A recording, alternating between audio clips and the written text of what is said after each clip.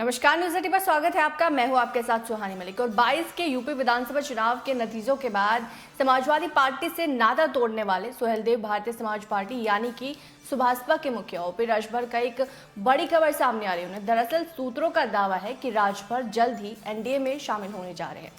आपको बता दें कि केंद्रीय गृह मंत्री अमित शाह लखनऊ दौरे पर थे और इसी दौरान जो है उन्होंने मुलाकात की ओपी राजभर से, जिसके बाद तमाम तरह के जो कयास है वो लगाए जा रहे हैं। अब ये चर्चा तेजी के साथ हो रही है कि जल्द ही यूपी में एनडीए का कुनबा बढ़ेगा।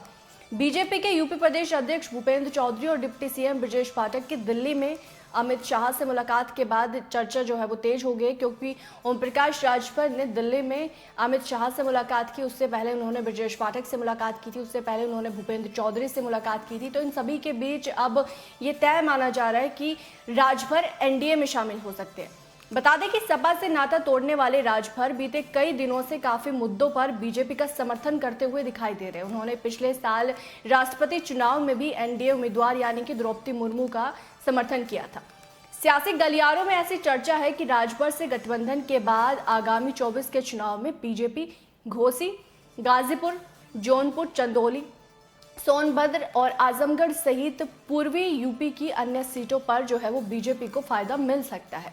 सुभाषपा को अपने पाले में लाने के लिए महीनों से जो यूपी के डिप्टी सीएम है ब्रजेश पाठक वो प्रयास कर रहे हैं और अब ये अंतिम पड़ाव पर है। सूत्रों के अनुसार ब्रजेश पाठक के दिल्ली में अमित शाह से इस बारे में जो है वो बातचीत हो चुकी है। अब पार्टी के पूरे हाईकमान की तरफ से अब इस बात को हरी झंडी मिल गई है कि गठबंधन पर जो है वो मोहर लग जाएगी। बता दें कि सुभाषपा को लेकर अब लगे तरह के जो कयास है वो लगाए जा रहे हैं और जल्द ओपी राजभर बीजेपी में शामिल हो सकते हैं और कहीं ना कहीं उनकी मुलाकात के बाद जो सियासी पारा है वो हाई हो चुका है। वही बता दें कि बीते दिनों उन्होंने अमित शाह से भी मुलाकात की थी, सीएम योगी आदित्यनाथ से भी मुलाकात की थी और दावा किया जा रहा है कि कुछ सीटों को लेकर यहाँ पेच जो है वो फंसा है। किस सिंबल पर राजभर 24 का चुनाव लड़ेंगे, इसे लेकर बात फंसी हुई है। इसी मामले को लेकर 19 में भी राजभर एनडीए से अलग हुए थे। राजनीति के जानकार बताते हैं कि 19 में राजभर की जिद थी कि उनके बेटे अरविंद राजभर को छठी जो चुनाव चिन्ह पर चुनाव लड़ाया जाए, छड़ी जो कि ओपी राजभर की चुनाव चिन्ह था। लेकिन इस बारे में जो है वो उनकी बात नहीं बन पाई बीजेपी की, जिसकी वजह से वो बीजेपी से अलग हो गए थे।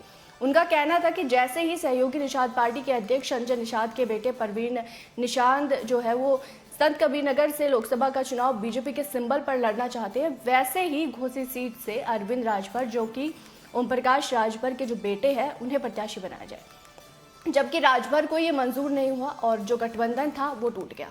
सूत्रों की माने तो अब एनडीए में शामिल होने के बाद सुभाषपा प्रमुख को पहले की तरह कैबिनेट मंत्री बनाया जाएगा। उनके अलावा उनके बेटे अरविंद राजभर को भी बसपा से हारी हुई गाजीपुर लोकसभा सीट का प्रत्याशी जो है वो बनाया जाएगा। तो अब सूत्रों के हवाले से बड़ी खबर सामने आ रही है, जहां राजभर अब बीजेपी में शामिल हो सकते हैं। यूसीसी के मुद्दे पर भी उन्होंने समर्थन किया था, साथ ही साथ मायावती भी यूसीसी का समर्थन कर चुके हैं और राजभर तो यहाँ तक कह चुके हैं कि वो मायावती को पीएम बनाने के भी पक्ष में है। बहरहाल अब देखना होगा कि क्या 24 से पहले राजभर और मायावती मिलकर गठबंधन का खेल जो है वो खराब करेंगे। और बहरहाल इस रिपोर्ट पर आपकी क्या राय है, आप क्या समझते हैं, वो जरूर कमेंट बॉक्स में बताइएगा।